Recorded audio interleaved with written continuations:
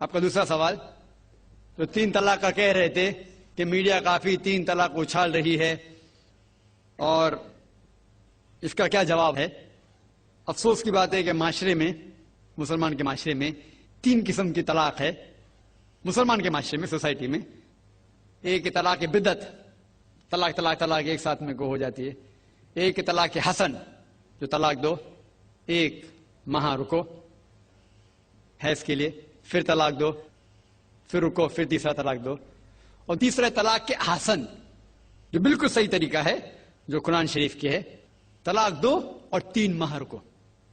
قرآن کی آیت ہے سورہ بقرہ میں، سورہ نمبر 2 آیت نمبر 228 میں لکھا ہوا ہے کہ جب بھی آپ طلاق دیں گے تو 3 ماہ یا 3 حیض کی عدت ہے.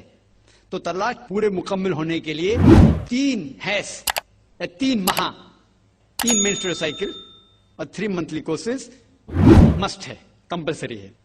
افسوس کی بات ہے کہ یہ جو اختلاف امت میں ہے اس کی ایک وجہ ہے. ایک صحیح حدیث ابن عباس رضی اللہ عنہ وہ فرماتے ہیں کہ محمد صلی اللہ علیہ وسلم کے دور میں 3 طلاق ایک ہی مانی جاتی تھی. حضرت ابو بکر کے دور میں 3 طلاق ایک ہی مانی جاتی تھی. حضرت عمر کے پہلے 2 سال کے دور میں 3 طلاق ایک ہی مانی جاتی تھی. لیکن اس کے بعد حضرت عمر رضی اللہ عنہ اس سچویشن کو دیکھ کے وہ کہتے اگر کوئی شخص 3 دے دیا تو 3 ہو جاتی ہے.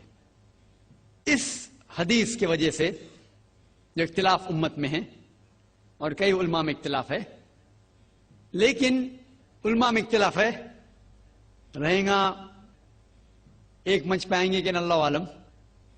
لیکن اگر آپ قرآن کی روشنی میں پڑھتے ہیں، قرآن میں طلاق کا ذکر کیا گیا ہے سورہ بقرہ میں، سورہ نمبر 2 آیت نمبر 228 سے لے کے 240 تک، اور سورہ طلاق میں سورہ نمبر 65 آیت نمبر 1 سے 7. جو قرآن مجید میں طلاق کا ذکر ہے اس کے اندر یہ ہے کہ کبھی کوئی ڈفرنس آف اوپینین، کوئی جھگڑا ہو جاتا ہے شوہر اور بیوی میں، تو پہلا شوہر بیوی بیٹھ کے بات کرے. ایسا نہیں کہ بیوی نے نمک زیادہ ڈال دیا اور طلاق طلاق طلاق کہہ دیا اور طلاق ہو گیا. اگر بیوی میں نمک زیادہ ڈالا، بولے آپ کو نمک کم چاہیے، معاملہ سلجھ جائے گا. بیٹھ کے بات کرو. پھر بھی بات نہ بنے تو اللہ تعالیٰ فرماتا ہے سورہ نساء میں سورہ نمبر 4 آیت نمبر 35 میں کہ آپ کے درمیان ایک حکم رکھو، ایک آربیٹر بیوی کی طرف سے، ایک آربیٹر شوہر کی طرف سے. مطلب آربیٹر، حکم کہتے ہیں آربیٹر کو، حکم رکھو بیوی کی طرف سے اور شوہر کی طرف سے، اور معاملہ کو سلجھا لو. پھر بھی اگر بات نہیں مانے تو آپ پھر طلاق دے سکتے ہیں. تو طلاق دیتے ہیں تو کئی اس کے کرائٹیریاز ہے کہ حیض کے وقت طلاق مت دو، جب آپ غصے میں طلاق مت دو، شراب کی حالت میں طلاق مت دو. اس کے بعد جب طلاق دیا جاتا ہے تو 3 ماہ رکنا چاہیے. طلاق کے احسن ہے، جو بالکل صحیح طریقہ ہے. طلاق دو اور 3 ماہ رکو، اور 3 ماہ کے اندر اگر آپ رجوع کرنا چاہتے ہیں اپنے بیوی سے تو رجوع ہو سکتے، الحمدللہ. اگر 3 ماہ تک آپ سمجھتے نہیں مجھے میرے بیوی سے الگ ہونا ہی چاہیے، تو 3 ماہ کے بعد، عدت گزرنے کے بعد، آپ دونوں میاں بیوی نہیں رہتے، آپ الگ ہو جاتے. لیکن اس کے بعد اکثر مسلمان بھی نہیں جانتے یہ قرآن کی آیت کیا ہے. قرآن شریف میں لکھا ہوا ہے سورہ بقرہ میں سورہ نمبر 2 آیت نمبر 232 میں کہ اگر وہ شخص اپنی پرانی بیوی سے پھر سے شادی کرنا چاہتا ہے تو مت روکیے. تو اگر طلاق ہو چکا ہے صحیح طریقے سے، طلاق کے احسن کے طریقے سے، اور 3 ماہ ہو گئے، عدت گزر گئے، 6 مہینے بعد اگر لگا بھائی جو میں نے کیا غلط کیا، میں پھر سے شادی کرنا چاہتا ہے، تو وہ آدمی اپنی پرانی بیوی سے پھر سے نکاح کر سکتا ہے.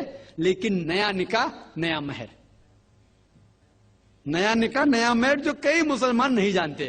افسوس کی بات ہے کہ ہم مسلمان قرآن کو ترجمے کے ساتھ پڑھے نہیں، صحیح حدیث کو ترجمے کے ساتھ پڑھے ہی نہیں. اگر ہم قرآن شریف کو صحیح طریقے سے پڑھیں گے اور صحیح حدیث پہ عمل کریں گے تو یہ جو غلط فہمیاں ہیں دور ہوئیں گی.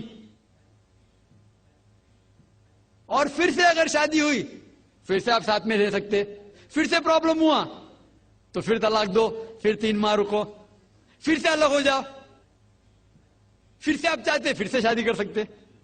3 بار جائز ہے، تیسری بار آخری بار ہے، اس کے بعد آپ پھر سے شادی نہیں کر سکتے جب تک وہ دوسری کسی سے شادی نہیں کرے۔ لیکن میں نے اپنی زندگی میں ایک بھی شخص میرے زندگی میں نہیں آیا جو طلاق کے حسن کیا، صحیح طریقے سے طلاق دیا، علیحدہ ہو گئے، پھر نکاح ہو گیا، پھر علیحدہ ہو گئے، پھر نکاح ہوا، پھر علیحدہ ہوا۔ میں نے کوئی بھی شخص میرے زندگی میں پورے دنیا میں ایسا شخص کے بارے میں سنا ہی نہیں جو صحیح طریقے سے کیا اور بچھڑ گیا، پھر سے شادی کی، پھر سے بچھڑ گیا، پھر سے نکاح کے، پھر بچھڑ گیا، پھر شادی کرنا چاہتا ہے۔ اگر آپ صحیح طریقے سے قرآن کے اوپر عمل کریں گے تو یہ نوبت آئیں گی نہیں۔ اور کچھ لوگ جو اسلام کو مذاق بنائیں اور کیا کہتے کہ اچھا اگر ایک ساتھ میں دے دیے، 3 طلاق دے دیے، ہو گئی، ابھی کیا حلالہ کرو۔ قرآن کہتا ہے 3 طلاق ایک ساتھ میں بھی دیں گے تو ایک ہی ہوتی ہے۔ محمد صلی اللہ علیہ وسلم کے وقت میں 3 بھی ایک ساتھ میں دینا ایک ہی ہوتا تھا۔ حضرت ابو بکر کے ٹائم میں بھی 3 طلاق ایک ہی ہوتا تھا۔ حضرت عمر کے دور میں لوگ جو کہتے 3 طلاق 3 ہوتی ہے، کئی علماء کہتے ہیں کہ ان نے یہ اپنے فتوے پہ رجوع کیے اور انہیں افسوس تھا کہ یہ فتویٰ انہیں دیے، اور کئی لوگ کہتے نہیں ان کا فتویٰ صحیح تھا۔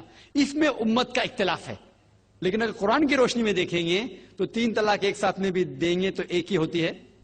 حضرت عمر کے دور میں رضی اللہ عنہ انہوں نے کہا تھا کہ ہم اسے کہہ نہیں سکتے، کیا وہ غلط ہے، لیکن علماء یہ کہتے ہیں، مثال تو ابن تیمیہ، شیخ ابن تیمیہ، وہ کہتے ہیں کہ یہ حضرت عمر میں اللہ بھی پلیز رضی اللہ عنہ، وہ محمد صلی اللہ علیہ وسلم نے جو کہا اس کے اوپر نہیں ہے، اسی لیے ہمیں بات ماننا چاہیے قرآن اور اللہ کے رسول کی۔ اس کے اندر حضرت عمر میں اللہ بھی پلیز رضی اللہ عنہ انہوں نے رجوع کیا، اسی لیے وہ کہتے کہ 3 طلاق بھی ہوئیں گی تو ایک ہی ہوتی ہے، 3 نہیں ہوتی۔ اس میں امت کا اختلاف اس لیے ہے کہ ہم نے قرآن پڑھے ہی نہیں۔ ہم اگر قرآن پڑھیں گے صحیح طریقے سے اور جانے، کئی لوگ یہ سمجھتے ہیں کہ طلاق کے لیے 3 بار بولنا ضروری ہے، اگر 3 بار نہیں کہیں گے طلاق ہوتی ہی نہیں۔ وہ ان کی نادانی ہے، وہ ان کی جہالت ہے۔ تو ہمیں کیا کرنا چاہیے؟ یہ میڈیا اچھال رہی ہے، ہم مسلمانوں کو یہ طلاق کا طریقہ جو صحیح طریقہ ہے طلاق کے حسن، اس کو عام کرنا چاہیے، اور یہ کہنا چاہیے کس بنیاد پہ طلاق دی جا سکتی ہے، کب دی جا سکتی ہے، کیسے موقع پہ دی جا سکتی ہے، دینا چاہیے کہ نہیں۔ تو یہ سب اگر ہم مسلمان عام کریں گے تو انشاءاللہ یہ اختلاف جو امت میں ہے وہ نہیں رہیں گا، اور میڈیا اسے اچھال رہی ہے۔